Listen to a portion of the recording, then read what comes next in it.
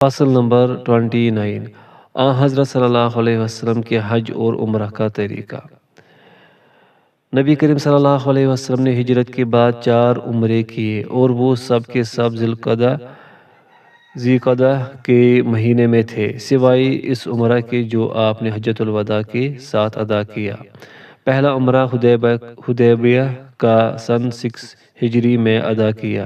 اس موقع پر مشرکین نے خانہ کعبہ کے پاس جانے سے روک دیا تھا، چنانچہ آپ صلی اللہ علیہ وسلم نے اور صحابہ کرام نے اس جگہ جہاں پر روکے گئے تھے قربانی کی اور سر منڈا کر احرام کھول دیا۔ دوسرا عمرہ قضیہ کا، جو پہلے عمرے کے بعد والے سال میں ادا کیا۔ اس وقت آپ صلی اللہ علیہ وسلم مکہ مکرمہ میں داخل ہوئے اور 3 دن قیام فرما کر واپس ہوئے۔ تیسرا عمرہ جو آپ نے حج کے ساتھ ادا فرمایا۔ چوتھا عمرہ جو آپ نے جعرانہ سے ادا فرمایا۔ آپ صلی اللہ علیہ وسلم نے جتنے عمرے کیے سب مکہ مکرمہ میں داخل ہوتے ہوئے کیے۔ یہ ثابت نہیں کہ مکہ میں ہوں اور عمرہ کرنے کے لیے باہر گئے ہوں، جیسا کہ آج کل لوگ کرتے ہیں۔ آپ صلی اللہ علیہ وسلم نبوت سے مشرف ہونے کے بعد مکہ میں 13 سال مقیم رہے، لیکن یہ ثابت نہیں کہ آپ نے مکہ سے باہر نکل کر عمرہ کیا ہو۔ صرف حضرت عائشہ رضی اللہ عنہا کو آپ نے تنعیم سے احرام باندھ کر عمرہ کرنے کی اجازت دی تھی، کیونکہ وہ ایام حیض کی وجہ سے حج سے پہلے اپنی قافلہ کے ساتھ عمرہ نہیں کر سکتی تھی۔ آپ نے ان کی دلجوئی کے لیے حج کے بعد اس عمرہ کی اجازت دی تھی۔ نبی کریم صلی اللہ علیہ وسلم نے سارے عمرے حج کے مہینوں میں کیے۔ اس میں مشرکین کے اس نظریے کی تردید مقصود تھی کہ حج کے مہینوں میں عمرہ مکروہ ہے، اور اس سے یہ بھی ثابت ہوتا ہے کہ ان مہینوں میں عمرہ کرنا ماہ رجب میں عمرہ کرنے سے افضل ہے۔ رہا رمضان کا عمرہ، تو صحیح حدیث سے ثابت ہے کہ رمضان کا عمرہ حج کے برابر ہوتا ہے۔ باوجود اس اہمیت کے کہ آپ کے اس ماہ میں عمرہ نہ کرنے کی یہ توجیہ کی جا سکتی ہے کہ آپ رمضان میں عمرہ سے زیادہ دوسری عبادتوں میں مشغول رہا کرتے تھے، اور اس میں نہ کر کے امت پر رحمت و سہولت کرنا مقصد تھا، کیونکہ اگر آپ رمضان میں عمرہ کر لیتے تو ساری امت اس سنت پر عمل کرنے کے لیے بڑھ چڑھ کر حصہ لیتی۔ اس طرح عمرہ اور روزے میں جمع کرنا مشکل ہو جاتا۔ آپ نے بہت سی پسندیدہ عبادتوں کو محض اس لیے چھوڑ دیا ہے کہ کہیں امت کا اس پر عمل کرنا دشوار نہ ہو جائے۔ آپ سے سال میں ایک عمرہ سے زائد کرنا ثابت نہیں ہے، اور اس میں بھی کوئی اختلاف نہیں کہ ہجرت کے بعد سن 10 ہجری کے علاوہ آپ نے کوئی حج نہیں کیا۔ جب حج کی فرضیت نازل ہوئی تو بغیر کسی تاخیر کے رسول اللہ صلی اللہ علیہ وسلم حج کے لیے تیار ہو گئے، کیونکہ حج سن 9 ہجری یا 10 ہجری میں فرض ہوا۔ اللہ تعالیٰ کا ارشاد گرامی ہے، وَأَتِمُّوا الْحَجَّ وَالْعُمْرَةَ لِلَّهِ، حج اور عمرہ کو اللہ کے لیے پورا کرو۔ یہ آیت سن 6 ہجری میں نازل ہوئی، لیکن جیسا کہ صاف ظاہر ہے کہ اس سے فرضیت حج ثابت نہیں ہوئی۔ اس میں صرف اس قدر فرمایا ہے کہ جب حج و عمرہ کی نیت کر لو تو اسے پورا کرو۔ جب رسول اللہ صلی اللہ علیہ وسلم نے حج کا عزم فرمایا اور لوگوں کو معلوم ہوا تو سب نے تیاریاں شروع کر دی تاکہ آپ کا شرف معیت حاصل کرے۔ مدینہ کے مضافاتی علاقے کے لوگوں کو جب یہ خبر پہنچی تو وہ بھی گروہ در گروہ اسی مقصد سے آنا شروع ہو گئے۔ راستے میں بھی لوگوں کی جماعتیں جو حد شمار سے خارج تھی شریک قافلہ ہوتی گئی۔ آگے پیچھے دائیں بائیں حد نظر تک خلقت نظر آ رہی تھی۔ مدینہ سے آپ 24 ذی القعدہ کو ظہر کی 4 رکعت نماز پڑھ کر روانہ ہوئے۔ روانگی سے قبل ایک خطبہ دیا جس میں احرام اور اس کی واجبات و سنن کی تعلیم دی۔ پھر اندر تشریف لے گئے، تیل لگایا، کنگھی کی لنگی باندھی، چادر اوڑھی اور مقام ذی الحلیفہ پہنچ کر عصر کی 2 رکعت نماز پڑھی۔ پھر رات بھر ہی قیام فرمایا، یہاں آپ نے پوری 5 نمازیں پڑھی، عصر، مغرب، عشاء، اور دوسرے دن فجر اور ظہر، تمام ازواج مطہرات ہمراہ اور رفیق سفر تھے۔ ایک ایک کر کے آپ سب کے یہاں تشریف لے گئے۔ جب احرام باندھنے کا ارادہ کیا تو دوسرا غسل کیا۔ حضرت عائشہ رضی اللہ عنہا نے آپ صلی اللہ علیہ وسلم کے بدن اور سر پر خوشبو لگائی، یہاں تک کہ آپ کی داڑھی اور مانگ میں عطر کے اثرات نظر آ رہے تھے، جسے آپ نے دھویا نہیں۔ پھر چادر اور لنگی سے احرام باندھا۔ پھر ظہر کی 2 رکعتیں پڑھنے کے بعد مصلی پر بیٹھے ہی حج و عمرہ کے لیے باوز بلند تکبیر کہی۔ اس وقت آپ سے یہ منقول نہیں کہ آپ نے احرام کے لیے الگ سے 2 رکعتیں پڑھی ہو۔ احرام سے پہلے نبی کریم صلی اللہ علیہ وسلم نے اونٹوں کو ہار پہنا دیا تھا اور کوہن کو دائیں طرف سے چیر دیا تھا، یہاں تک کہ خون رسنے لگا۔ نبی کریم صلی اللہ علیہ وسلم نے اس وقت حج کران کا احرام باندھا تھا، جس کے ثبوت میں 20 سے زیادہ حدیثیں آئی ہیں۔ آپ صلی اللہ علیہ وسلم نے سر کے بالوں کو ختمی وغیرہ لگا کر اس طرح چپکا لیا تھا کہ بکھر نہ سکے۔ پھر مصلی پر بیٹھ کر تلبیہ فرمایا، پھر اونٹنی پر سوار ہو کر حج و عمرہ اور کبھی صرف حج کا تلبیہ کہتے، کیونکہ عمرہ حج کا ایک جز ہے۔ اس وجہ سے بعض لوگ آپ کے حج کو قران کہتے ہیں، بعض حج تمتع کہتے ہیں اور بعض افراد کہتے ہیں۔ ابن حزم کا یہ قول کہ آپ نے ظہر سے پہلے احرام باندھا تھا وہم ہے۔ صحیح بات یہ ہے کہ آپ نے ظہر کے بعد احرام باندھا تھا، چنانچہ کسی سے بھی ظہر سے پہلے احرام باندھنا منقول نہیں۔ پتہ نہیں یہ کیسے ان کو دھوکہ ہو گیا۔ پھر آپ نے ان الفاظ سے تلبیہ کہا، لبیک اللہم لبیک، لبیک لا شریک لک لبیک، ان الحمد والنعمت لک والملک لا شریک لک۔ اے اللہ، میں حاضر ہوں، تیرا کوئی شریک نہیں، میں حاضر ہوں، ہر طرح کی تعریف اور نعمتیں تیرے ہی لیے ہیں، حکومت بھی تیری ہے، تیرا کوئی ساجی نہیں۔ یہ تلبیہ آپ نے باوز بلند کہا، یہاں تک کہ تمام صحابہ نے اسے سن لیا۔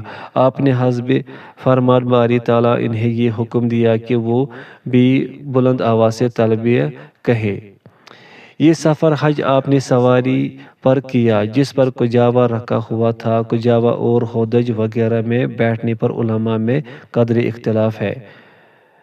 نبی کریم صلی اللہ علیہ وسلم نے صحابہ کرام کو حج کی تینوں قسموں قران، تمتع، افراد، جس کا وہ چاہے، احرام باندھنے کا اختیار دے دیا تھا۔ پھر مکہ سے قریب ہونے کے وقت قربانی کا جانور ساتھ نہ رکھنے والے حضرات کو حکم دیا کہ عمرہ کر کے احرام کھول دے اور حج کران کی نیت ختم کر دے۔ پھر مروہ کے پاس پہنچ کر اس کو لازمی قرار دے دیا۔ مقام شرف میں حضرت ابوبکر رضی اللہ عنہ کی اہلیہ اسماء بنت امیس کے یہاں بچہ پیدا ہوا۔ یہ نومولود حضرت محمد بن ابوبکر تھے۔ رسول اللہ صلی اللہ علیہ وسلم نے ان کو حکم دیا کہ غسل کر لے، سفر جاری رکھے اور احرام باندھ لے اور تلبیہ کہتے رہے۔ اس واقعے سے 3 چیزیں ثابت ہوئی۔ محرم کے لیے غسل جائز ہے، ایام حیض میں عورت غسل کر سکتی ہے، ایام حیض میں عورت احرام باندھ سکتی ہے۔ پھر آپ لبیک کا مذکورہ ترانہ پڑھتے ہوئے آگے بڑھے اور صحابہ کرام بھی قدر کمی و زیادتی کے ساتھ اس کو دہراتے رہے، لیکن آپ نے کسی پر نکیر نہ فرمائی۔ مقامی روحہ میں جب یہ قافلہ پہنچا تو آپ نے ایک زخمی نیل گائے دیکھی۔ آپ نے صحابہ سے فرمایا، اسے چھوڑ دو، ممکن ہے اس کا مالک آ جائے۔ اتنے میں وہ آ گیا اور اس نے عرض کیا، یا رسول اللہ صلی اللہ علیہ وسلم، آپ کو پورا اختیار ہے۔ پھر آپ نے حضرت ابوبکر رضی اللہ عنہ کو حکم دیا تو انہوں نے سب میں تقسیم کر دی۔ اس واقعہ سے ثابت ہوتا ہے کہ محرم غیر محرم کا شکار کیا ہوا جانور کھا سکتا ہے، بشرطے کہ اس کے لیے شکار نہ کیا گیا ہو۔ یہ بھی معلوم ہوا کہ شکار کی ملکیت کے لیے صرف اس بات صحیح ہے۔ پھر جب آپ مقامی عصایہ، جو کہ رویسہ اور ارج کے درمیان والا علاقہ ہے، پہنچے تو ایک درخت کے سائے میں ایک ہرن ایک ہرن دکھائی دیا جو تیر سے زخمی تھا۔ آپ نے وہاں ایک شخص کو کھڑے ہو جانے کا حکم دیا تاکہ کوئی نقصان نہ پہنچا سکے۔ ہرن اور نیل کے درمیان فرق کا سبب یہ تھا کہ یہاں اس کا علم نہ تھا کہ شکار کرنے والا غیر محرم ہے۔ پھر آپ مقامی ارج پہنچے۔ آپ صلی اللہ علیہ وسلم اور حضرت ابوبکر کی سواری ایک ہی تھی۔ اتنے میں حضرت ابوبکر کا غلام بغیر اونٹ کے پہنچا تو انہوں نے دریافت کیا کہ اونٹ کہاں ہے؟ تو اس نے کہا کہ گم ہو گیا۔ تو حضرت ابوبکر نے کہا ایک ہی اونٹ تھا، اسے بھی گم کر دیا۔ پھر اس کی پٹائی کرنے لگے۔ رسول اللہ صلی اللہ علیہ وسلم نے مسکراتے ہوئے فرمایا دیکھو یہ حالت احرام میں کیا کر رہے ہیں۔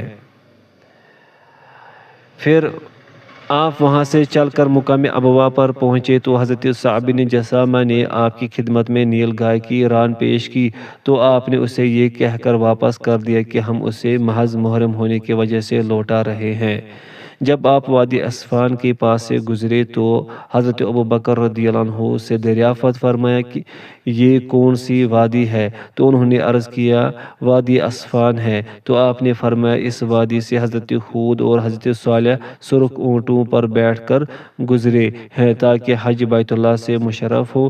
امام احمد نے اس سے روایت کیا ہے۔ جب آپ مقامی سرح پر پہنچے تو حضرت عائشہ کو ماہواری شروع ہو گئی اور آپ نے اس جگہ صحابہ کرام سے فرمایا جس شخص کے پاس قربانی کا جانور نہ ہو تو اس کو چاہیے کہ وہ صرف عمرہ کا احرام باندھے یعنی عمرہ کرنے کے بعد حلال ہو جائے، اور جس شخص کے پاس قربانی کا جانور ہو تو وہ یہ نہ کرے۔ یہ اختیار میقات کے پاس والی اختیار سے بڑھ کر تھا۔ پھر جب آپ مکہ مکرمہ پہنچ گئے تو جن کے پاس قربانی کا جانور نہ تھا انہیں لازمی طور پر حکم دے دیا کہ اسے عمرہ میں تبدیل کر دے اور عمرہ کے بعد حلال ہو جائے، اور جس کے پاس جانور ہو تو وہ احرام میں رہے۔ حضرت سراقہ بن مالک نے سوال کیا کہ یہ حکم صرف اسی عمرہ کے ساتھ خاص ہے یا ہمیشہ کے لیے؟ تو آپ نے فرمایا کہ ہمیشہ کے لیے ہے۔ پھر آپ مقام ذی طویٰ جو ظاہر کے کنووں سے مشہور ہے پر پہنچے۔ وہاں 4 ذی الحجہ اتوار کی شب گزاری اور فجر کی نماز ادا کر کے غسل فرمایا اور مکہ مکرمہ کے لیے روانہ ہو گئے۔ مکہ میں آپ حجون سے متصل بلند کھائی میں دن کے وقت داخل ہوئے، لیکن عمرہ کے موقع پر آپ نشیبی علاقہ سے داخل ہوئے تھے۔ پھر آپ آگے بڑھے اور چاشت کے وقت مسجد میں داخل ہوئے۔ امام طبری نے ذکر کیا ہے کہ آپ باب عبد مناف سے جسے باب بنی شیبہ کہا جاتا ہے داخل ہوئے تھے۔ امام احمد فرماتے ہیں آپ جب داریعلا سے داخل ہوئے تو بیت اللہ کو سامنے کر کے دعا فرماتے۔ امام طبری نے یہ بھی ذکر کیا ہے کہ جب آپ بیت اللہ کو دیکھتے تو یہ دعا پڑھتے تھے اللہم زد ھذا البیت تشریفا و تعظیما و تکریما و محابہ، اے اللہ اس گھر کو اور زیادہ عزت و عظمت اور بزرگی اور رعب عطا فرما۔ ایک اور مرسل روایت میں یہ مذکور ہے کہ آپ بیت اللہ کو دیکھ کر ہاتھ اٹھاتے اللہ اکبر کہتے اور یہ دعا پڑھتے تھے اللہم انت السلام و منک السلام حینا ربنا بالسلام اللہم زد ھذا البیت تشریفا و تعظیما و تکریما و محابتا و زد من حجہ او اعتمرہ تکریما و تشریفا و تعظیما و برا۔ اے اللہ تو سلام ہے اور تجھی سے سلامتی ہے، ہمیں سلامتی دے۔ اے اللہ اس گھر کو اور زیادہ عزت و عظمت کرامت اور رعب دے، اور جو اس کا حج یا عمرہ کرے اسے بھی عزت کرامت عظمت اور نیکی عطا کر۔ جب آپ مسجد حرام میں داخل ہوئے تو بیت اللہ کے پاس تشریف لائے اور تحت المسجد نہیں پڑھی کیونکہ یہاں طواف ہی تحت المسجد ہے۔ جب حجر اسود کے بالمقابل ہوئے تو اس سے بوسہ دیا اور کوئی مزاحمت نہ فرمائی اور نہ رکن یمانی کی طرف بڑھے اور نہ ہاتھ اٹھا کر اشارہ کیا، اور نہ آپ نے یہ کہا کہ طواف سے میری یہ نیت ہے، اور نہ اس سے پہلے اللہ اکبر کہا اور یہ حجر اسود کی طرف پورے جسم کو سامنے کیا، پھر مڑ کر اس کو اپنی داہنی طرف کیا ہو، بلکہ اس کے سامنے آ کر بوسہ لیا، پھر دائیں جانب چلے۔ اس وقت آپ باب کعبہ کے پاس یا میزاب کے نیچے یا کعبہ کی پشت پر یا گوشوں کے پاس کھڑے ہو کر کوئی مخصوص دعا نہیں فرمائی، اور نہ طواف کے دوران کوئی معین دعائیں مخصوص فرمائی۔ البتہ دونوں رکن کے درمیان آپ سے یہ دعا پڑھنا ثابت ہے: ربنا آتنا فی الدنیا حسنۃ وفی الآخرۃ حسنۃ وقنا عذاب النار۔ اے اللہ، اے ہمارے رب، ہمیں دنیا میں بھی بھلائی دے اور آخرت میں بھی بھلائی دے، اور ہمیں دوزخ کے عذاب سے بچا۔ سورۃ البقرہ آیت نمبر 201۔ نبی کریم صلی اللہ علیہ وسلم نے طواف کے بعد 3 چکروں میں رمل کیا، یعنی چھوٹے چھوٹے قدم رکھتے ہوئے چلے، اور اجتباء کیا، یعنی داہنا مونڈھا کھول کر بائیں مونڈے پر چادر ڈال دی۔ اسی طرح داہنا کندھا کھلا ہوا تھا اور بایاں ڈھکا ہوا۔ آپ حجر اسود کے سامنے ہوتے تو اس کی طرف اشارہ کرتے اور اسے خمدار عصا سے چھو کر اسے بوسہ دیتے تھے۔ آپ سے ثابت ہے کہ آپ نے رکن یمانی کا بھی استلام کیا ہے، لیکن بوسہ دینا ثابت نہیں ہے، اور نہ استلام کے بعد ہاتھ کو بوسہ دینا ثابت ہے۔ آپ سے حجر اسود کو بوسہ دینا ثابت ہے، اور یہ بھی ثابت ہے کہ آپ نے اس کا ہاتھ سے استلام کیا ہے، یعنی اس کو ہاتھ سے چھو کر ہاتھ کو بوسہ لے لیا ہے، اور یہ بھی ثابت ہے کہ اسے عصا سے چھوا ہے۔ اس طرح یہ کل 3 صورتیں ثابت ہے۔ امام طبرانی نے ایک معتبر حوالے سے ذکر کیا ہے کہ آپ جب رکن یمانی کو چھوتے تو بسم اللہ واللہ اکبر کہتے تھے، اور جب حجر اسود کے پاس پہنچتے تو اللہ اکبر کہتے تھے، اور حجر اسود اور رکن یمانی کے علاوہ کسی اور حصہ کو چھونا ثابت نہیں۔ جب آپ طواف سے فارغ ہوئے تو مقام ابراہیم کے پیچھے آئے اور یہ آیت پڑھی: وَاتَّخِذُوا مِن مَّقَامِ إِبْرَاهِيمَ مُصَلًّى، مقام ابراہیم کو مصلی بنا لیجئے۔ سورۃ البقرہ آیت نمبر 125۔ پھر 2 رکعت نماز پڑھی۔ پہلی رکعت میں سورہ فاتحہ کے بعد سورۃ الکافرون اور دوسری رکعت میں سورہ اخلاص تلاوت فرمائی۔ ان آیت سے یہ مراد تھی کہ یہ تمام کام اللہ ہی کے لیے ہے۔ نماز سے فارغ ہونے کے بعد حجر اسود کے پاس تشریف لائے اور اس کا بوسہ لیا، پھر سامنے کے دروازے سے صفا کی طرف نکل آئے اور قریب ہو کر یہ 2 آیت تلاوت فرمائی: ان الصفا والمروۃ من شعائر اللہ، صفا اور مروہ اللہ کی نشانیاں ہیں۔ سورۃ البقرہ آیت نمبر 158۔ پھر فرمایا: ابدأوا بما بدأ اللہ بہ، میں بھی اس سے شروع کرتا ہوں جس سے اللہ نے شروع کیا۔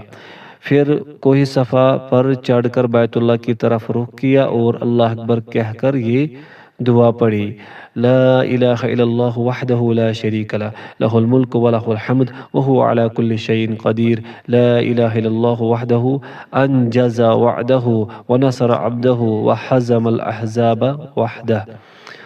اللہ واحد کے سوا کوئی خدا نہیں، اس کی علمداری ہے، اسی کے لیے ستائش ہے، اور وہی ہر چیز پر قادر ہے۔ اللہ واحد کے سوا کوئی خدا نہیں، اس نے اپنا وعدہ پورا کیا، اپنے بندہ کو فتح یاب کیا اور تمام جماعتوں کو تنہا شکست دی۔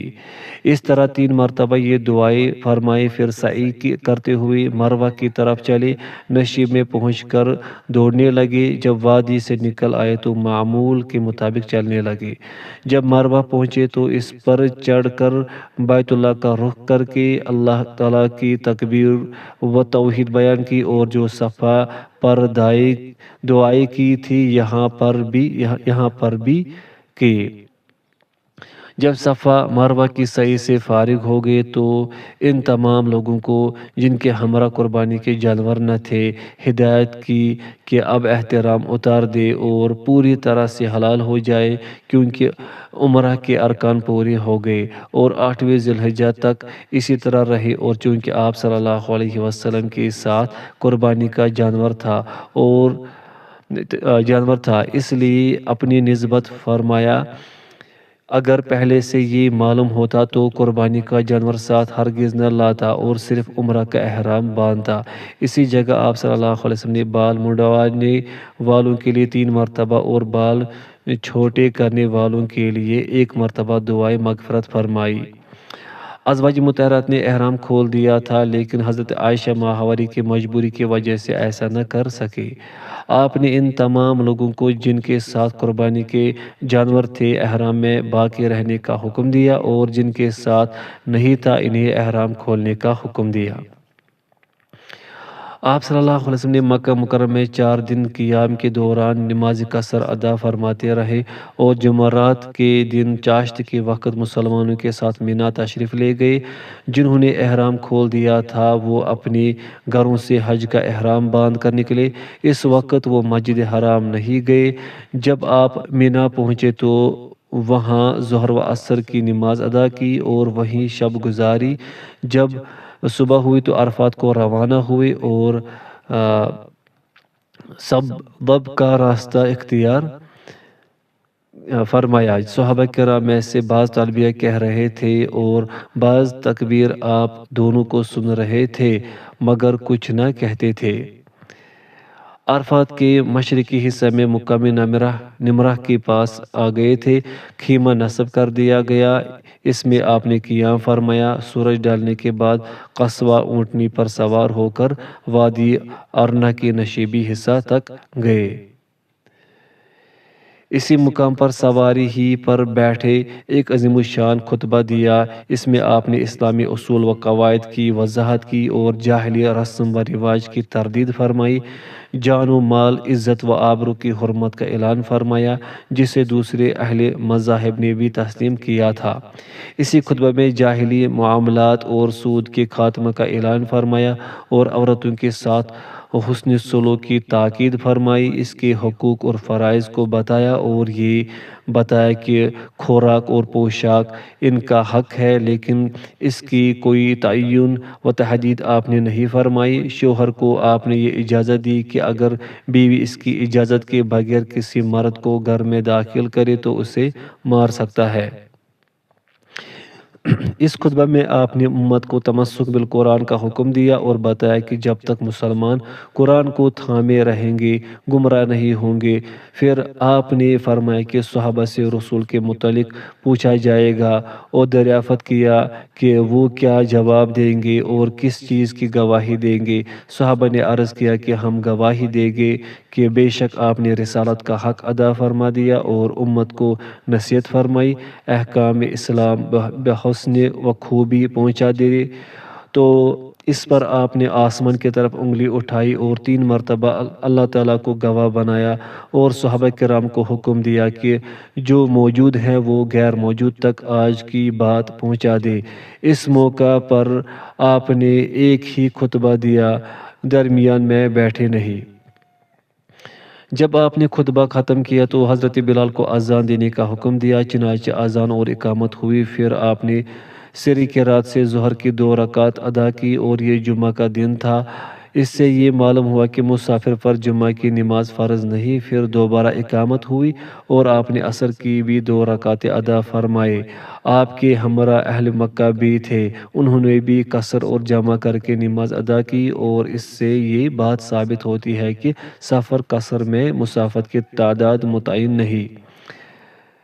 جب آپ نماز سے فارغ ہو گئے تو میدان عرفات ہی میں پہاڑ کے دامن میں چٹانوں کے پاس قبلہ رخ سواری ہی پر اس طرح کھڑے ہوئے کہ حبل مشاط آپ کے سامنے تھا، اور سورج غروب ہونے تک دعا و گریہوزاری میں مصروف رہے اور لوگوں کو حکم دیا کہ وادی ارنا سے ہٹ جائے اور مزید فرمایا کہ عرفات پورے کا پورا جائے وقوف ہے اور لوگوں کو حکم دیا کہ وہ اپنے اپنے مشاعر میں ٹھہرے رہے اور وہیں وقوف کرے، کیونکہ یہ حضرت ابراہیم کی میراث ہے۔ دعاؤں میں آپ اپنا ہاتھ سینے تک اٹھا لیتے تھے جس طرح کوئی مسکین کھانا مانگ رہا ہو۔ اس موقع پر ارشاد فرمایا کہ بہترین دعا عرفات کی دعا ہے۔ عرفات میں آپ کی دعاؤں میں سے یہ دعا منقول ہے: اللہم انکا تسمع کلامی وترى مكاني وتعلم سري وعلانيتي ولا يخفى عليك شيء من أمري، أنا البائس الفقير المستغيث المستجير الوجل المشفق المكر معترف بذنوبه، أسألك مسألة المسكين وأبتهل إليك ابتهال المذنب الذليل، وأدعوك دعاء الخائف الضرير من خضعت لك ركبته وفاضت لك عيناه وذل جسده ورغم أنفه لك، اللهم لا تجعلني بدعائك ربي شقيا وكن بي رؤوفا رحيما يا خير المسؤولين ويا خير المؤتين۔ اللہ تو ہی میری بات سنتا ہے، میرے مقام کو دیکھتا ہے، میرے ظاہر و باطن کو جانتا ہے، تجھ سے میرا کوئی معاملہ پوشیدہ نہیں، میں محتاج، مدد اور پناہ کا طالب، ڈرنے والا اور گناہوں کا اعتراف کرنے والا ہوں، تجھ سے مسکین کی طرح مانگتا ہوں اور ذلیل و گناہ گار کی طرح عاجزی کرتا ہوں، ڈرنے والے کی طرح تجھے پکارتا ہوں، جس کی گردن تیرے سامنے جھکی ہے، آنکھیں بہہ رہی ہے، جسم ذلیل ہے اور ناک خاک آلودہ ہے، مجھے دعا کے بعد محروم نہ فرما اور میرے ساتھ شفقت و رحمت کا معاملہ فرما، اے بہترین مسئول اور بہترین دینے والے۔ اسے طبرانی نے ذکر کیا ہے۔ نیز آپ کی دعاؤں میں یہ بھی ثابت ہے: اللہم لک الحمد کالذی تقول وخیر مما نقول، اللہم لک صلاتی ونسکی ومحیای ومماتی وإلیک مآبی ولک ربی تراثی، اللہم انی اعوذ بک من عذاب القبر ووسوسۃ الصدر وشتات الامر، اللہم انی اعوذ بک من شر ما تجیء بہ الریح۔ اے اللہ تو ہی حمد کے لائق ہے جو ہم کہہ سکتے ہیں اور ہمارے نطق و کلام سے بہتر ہے۔ اے اللہ میری نماز، میری قربانی اور میرا جینا مرنا تیرے ہی لیے ہے اور تیری طرف ہی لوٹنا ہے، سب کچھ جمع کیا ہوا تیرے لیے ہے۔ اے اللہ عذاب قبر سے اور دل کے وسوسوں اور پراگندہ امور سے تیری پناہ چاہتا ہوں۔ اے اللہ میں اس شر سے جو آندھی لے کر آئے تیری پناہ چاہتا ہوں۔ اسے ترمذی نے ذکر کیا ہے۔ امام احمد نے حضرت عمر بن شعیب کی حدیث سے نقل کیا ہے جو انہوں نے اپنے والد سے اور انہوں نے اپنے دادا سے روایت کی کہ عرفہ کے دن نبی کریم صلی اللہ علیہ وسلم کی زیادہ تر یہ دعا تھی: لا الہ الا اللہ وحدہ لا شریک لہ، لہ الملک ولہ الحمد بیدہ الخیر وہو علی کل شیء قدیر۔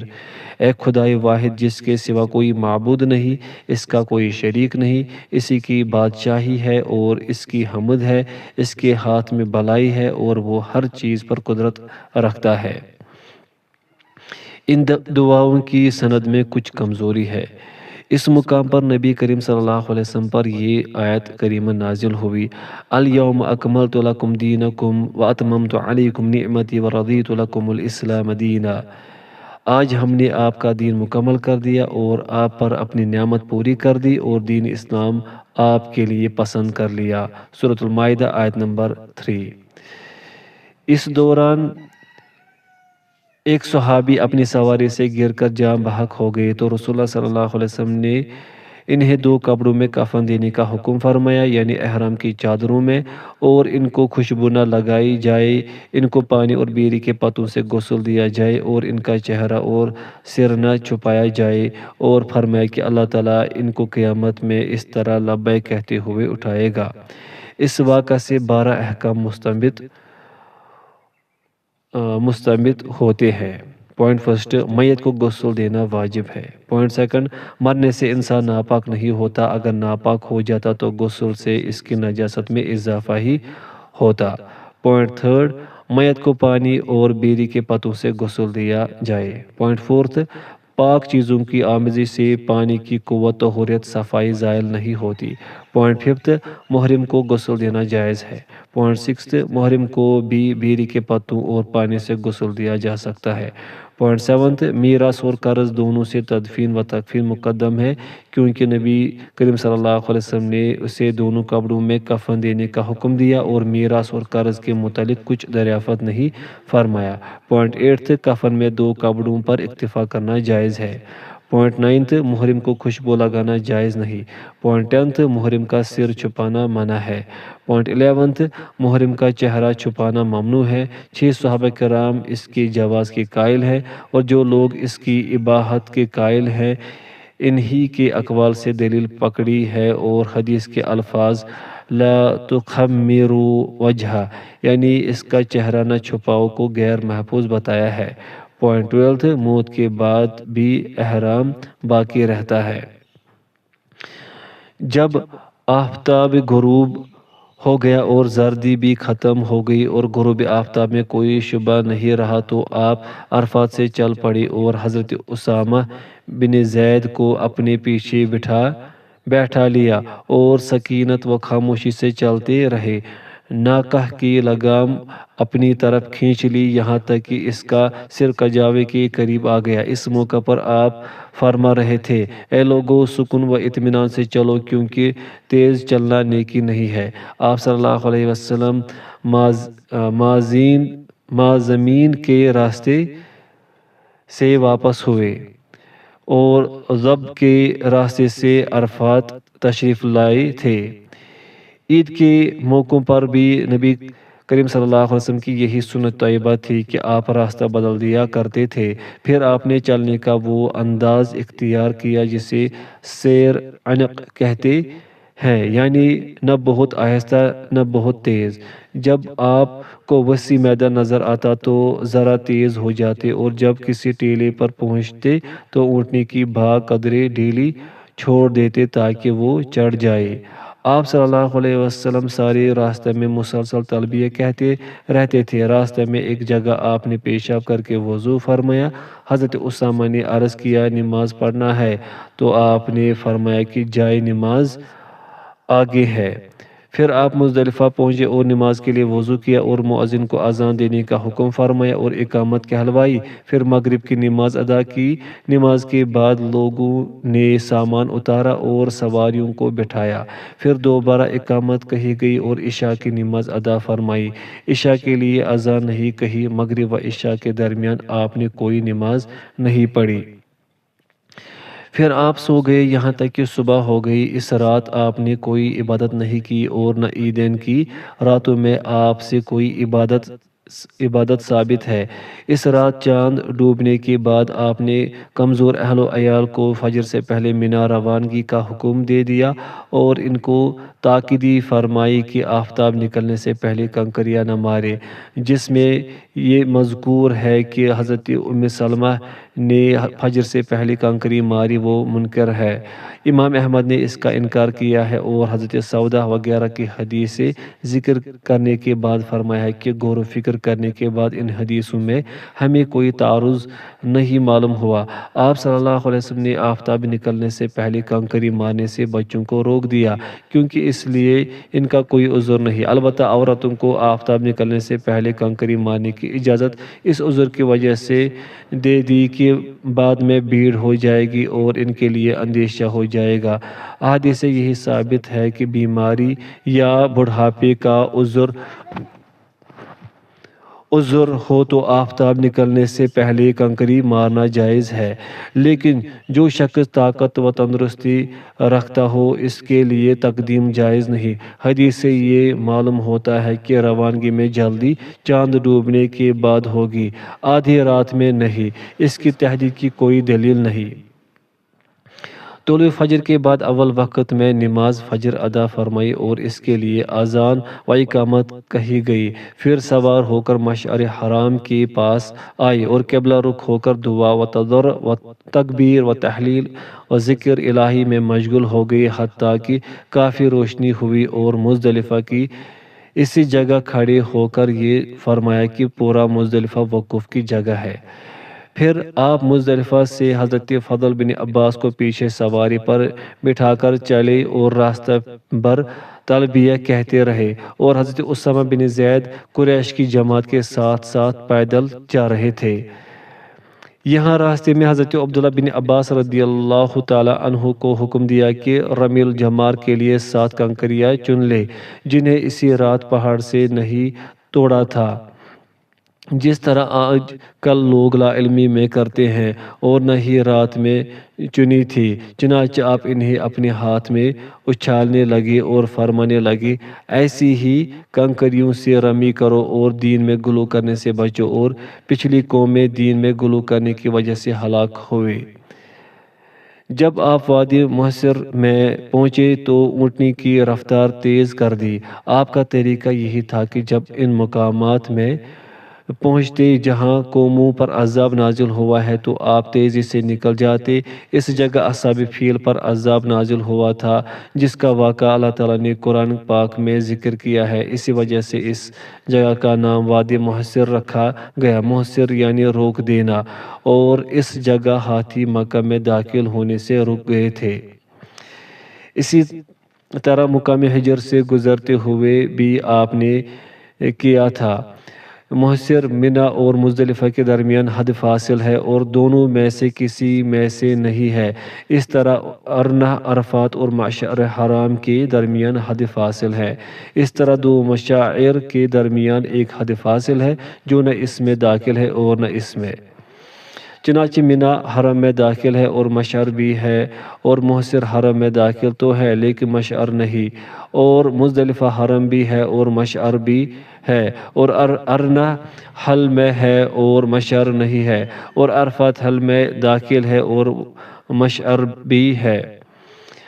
آپ جب منی پہنچے تو درمیانی راستہ سے جمرہ عقبہ کے پاس آئے اور جمرہ کے سامنے وادی میں اس طرح کھڑے ہوئے کہ مکہ آپ کے بائیں اور منی آپ کے دائیں ہاتھ تھا۔ پھر طلوع آفتاب کے بعد سواری پر سے یکے بعد دیگرے 7 کنکریاں پھینکی۔ ہر کنکری پر تکبیر کہتے تھے اور لبیک کہنا بند کر دیا تھا۔ حضرت اسامہ اور حضرت بلال آپ کے ساتھ ساتھ تھے، ایک اونٹنی کی مہار تھامے تھے اور دوسرے دھوپ سے بچانے کے لیے کپڑا اتارتے ہوئے تھے۔ اس سے ثابت ہوا کہ محرم کے لیے دھوپ سے بچنا جائز ہے۔ پھر آپ نے منی واپس آئے اور ایک فصیح و بلیغ خطبہ دیا، جس میں لوگوں کو قربانی کے دن کی حرمت و عظمت اور فضیلت بیان فرمائی، اور مکہ مکرمہ کے تمام شہروں پر فضیلت سے آگاہ کیا، اور حکم فرمایا کہ کتاب اللہ کے مطابق حکمرانی کرنے والوں کی اطاعت کریں۔ مزید ارشاد فرمایا کہ مجھ آپ صلی اللہ علیہ وسلم سے مناسک حج سیکھ لیں، ممکن ہے کہ یہ آپ کا آخری حج ہو۔ پھر لوگوں کو حج کے مسائل کی تعلیم دی اور مہاجرین اور انصار کو اپنے مرتبوں پر رکھا، اور یہ حکم دیا کہ آپ کے بعد کفر کی طرف نہ لوٹے اور ایک دوسرے کو قتل نہ کرے۔ آپ نے تبلیغ احکام کا حکم دیا اور بتایا کہ اکثر سننے والے بھول جاتے ہیں اور ان سے سیکھنے والوں کو یاد رہتا ہے۔ خطبہ میں آپ نے فرمایا کہ مجرم خود اپنے اوپر ظلم کرتا ہے۔ مہاجرین کو آپ نے قبلہ کے دائیں طرف اور انصار کو بائیں طرف اتارا، دوسرے لوگ ان کی ارد گرد تھے۔ اللہ تعالیٰ نے لوگوں کے اندر اتنی قوت سماعت پیدا کر دی تھی کہ اہل منی نے بھی اپنے اپنے گھروں میں آپ کا خطبہ سنا۔ آپ نے خطبہ میں مزید فرمایا کہ اپنے رب کی عبادت کرو اور 5 نمازیں پڑھو اور مہینے کے روزے رکھو، جب حکم دیا جائے تو اطاعت کرو اور اپنے رب کی جنت میں داخل ہو جاؤ۔ پھر آپ نے لوگوں کو الوداع کیا تو لوگ کہنے لگے حجۃ الوداع ہے۔ پھر آپ منی میں قربانی کے مقام پر تشریف لے گئے، چنانچہ وہاں 63 اونٹ ذبح کیے۔ اونٹ کو کھڑا رکھ کر اور اس کی اگلی بائیں ٹانگ باندھ کر آپ نے نحر کیا۔ زندگی کے سال کے مطابق 63 اونٹ ذبح کرنے کے بعد 100 میں سے بقیہ اونٹوں کو ذبح کرنے کے لیے آپ نے حضرت علی کو حکم دیا اور ان کے جول، کھال اور گوشت کو مسکینوں میں تقسیم کر دیا۔ قصاب کو اجرت میں قربانی کی کوئی چیز دینے سے منع فرما دیا اور بتایا کہ ہم اسے اپنے پاس سے اجرت دیں گے۔ پھر فرمایا کہ جو چاہے قربانی میں سے کاٹ کر لے جائے۔ اس موقع پر اگر کوئی یہ سوال کرے کہ صحیحین میں حضرت انس رضی اللہ عنہ سے مروی ہے کہ نبی کریم صلی اللہ علیہ وسلم نے حج کے موقع پر 7 اونٹ ذبح کیے، تو اس کی 3 طرح سے توجہ کی جا سکتی ہے۔ اول یہ کہ آپ صلی اللہ علیہ وسلم نے اپنے ہاتھ سے 7 سے زیادہ اونٹ ذبح نہیں کیے اور باقی 63 اونٹ ذبح کرنے کا کسی اور کو حکم دے دیا تھا۔ جب 63 اونٹ ذبح ہو گئے تو 100 کا عدد پورا کرنے کے لیے حضرت علی رضی اللہ عنہ کو مامور فرمایا اور اس جگہ سے چلے گئے۔ دوسرے یہ کہ حضرت انس رضی اللہ عنہ نے صرف 7 ہی اونٹ ذبح کرتے ہوئے دیکھا اور حضرت جابر نے تمام اونٹوں کو۔ دونوں حضرات نے اپنے اپنے مشاہدے کے مطابق تعداد کا ذکر کیا ہے۔ تیسرے یہ کہ پہلے آپ نے 7 اونٹ ذبح کیے، پھر آپ اور حضرت علی رضی اللہ عنہ نے مل کر یکے بعد دیگرے 63 اونٹ ذبح کیے، جیسا کہ غرفہ بن حارث قندی کا بیان ہے کہ انہوں نے اس دن نبی کریم صلی اللہ علیہ وسلم کو دیکھا کہ آپ برچھے کا اوپری حصہ تھامے ہوئے ہیں اور حضرت علی کو نچلا حصہ پکڑنے کا حکم دیا، اور ان دونوں نے مل کر جانور ذبح کیے۔ 63 کے بعد حضرت علی رضی اللہ عنہ نے 100 تک ذبح کیے، جیسا کہ حضرت جابر رضی اللہ عنہ کا بیان ہے۔ واللہ اعلم۔ نبی کریم صلی اللہ علیہ وسلم اور صحابہ کرام کسی سے یہ منقول نہیں کہ ہدی اور قربانی ایک ساتھ کی جائے۔ اس موقع پر ہدی ہی قربانی ہے۔ مینا میں جو جانور ذبح کیا جائے وہ ہدی ہے اور دوسری جگہ جو ذبح کیا جائے وہ قربانی ہے۔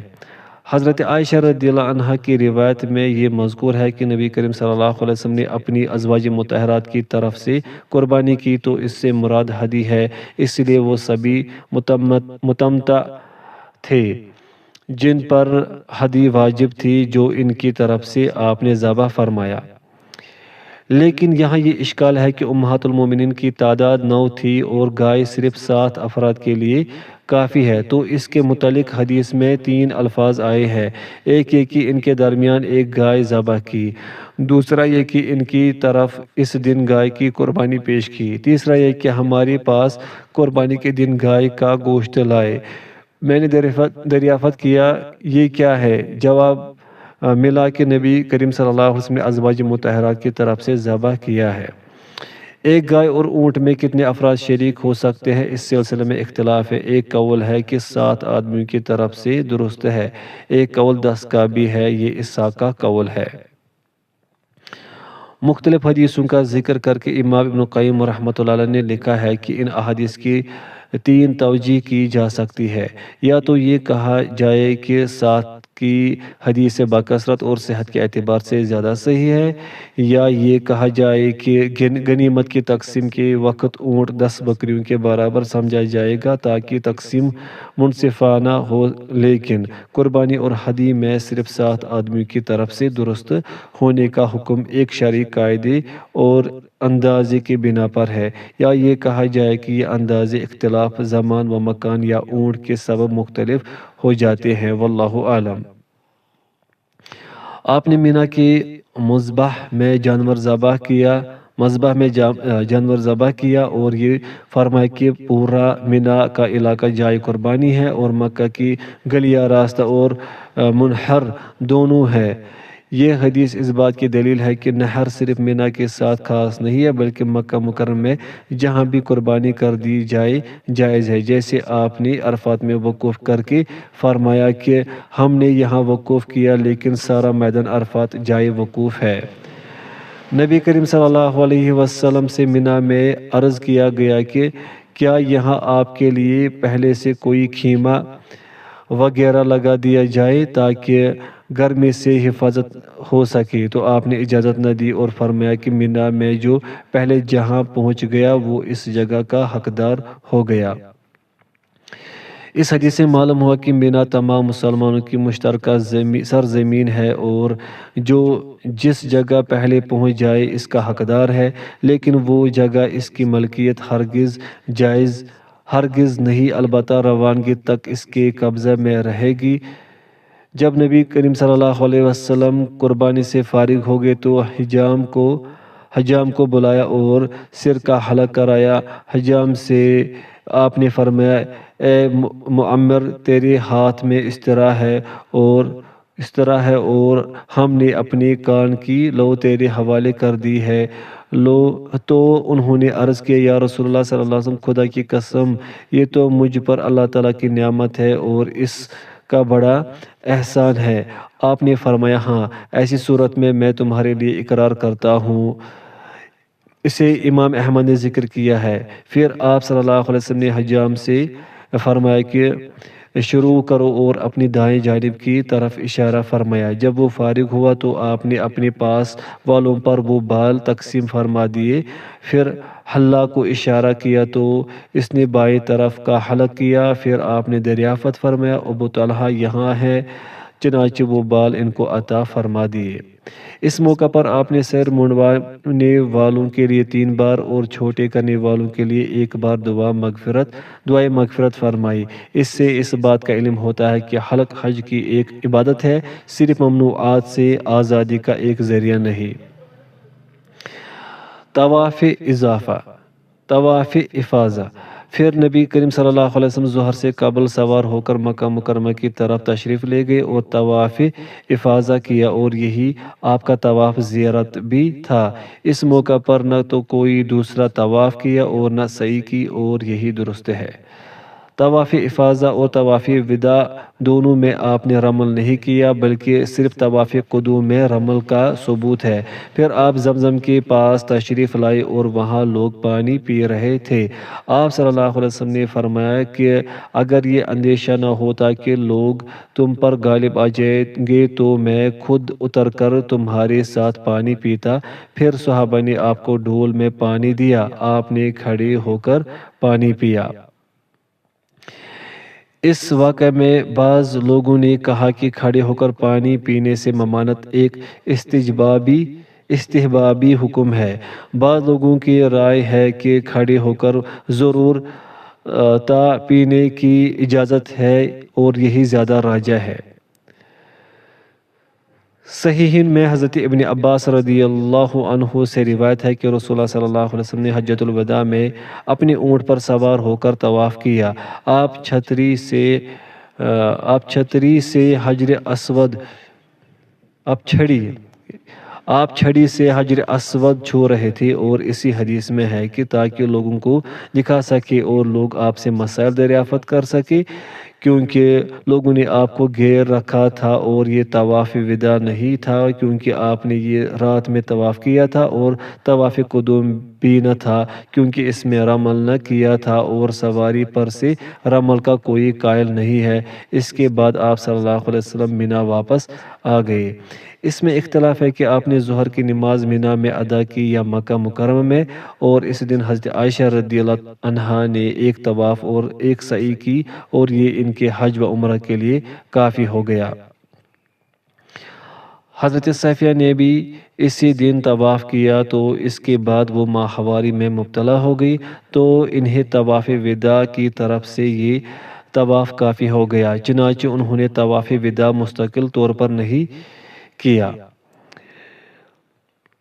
اس طرح عورت کے متعلق نبی کریم صلی اللہ علیہ وسلم کی سنت طیبہ ہو گئی کہ اگر حج کران میں عورت کو طواف افاضہ سے قبل حیض آ جائے تو اسے 1 طواف اور 1 سعی کافی ہے، اور اگر طواف افاضہ کے بعد حیض آ جائے تو یہ طواف وداع کی جانب سے کافی ہے، اور طواف وداع کرنے کی ضرورت نہیں۔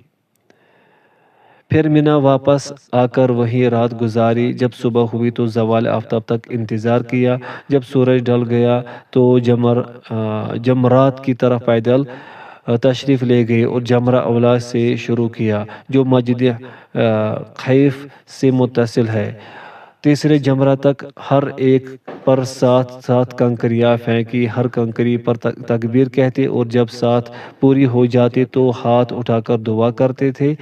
دعا اتنی طویل کرتے جتنی سورۃ البقرہ پڑھی جا سکے، لیکن تیسرے جمرہ پر دعا نہیں فرمائی اور کنکریاں پھینکنے کے بعد ہی واپس آ گئے۔ بعض لوگوں نے اس کی یہ وجہ بتائی کہ جگہ تنگ تھی۔ بعض لوگوں نے کہا کہ اس موقع کی دعا اس عبادت کا ایک حصہ ہے، اس لیے رمی سے فارغ ہونے کے بعد دعا کے کوئی معنی نہیں، بلکہ عبادت کے دوران ہی کی دعا افضل ہے۔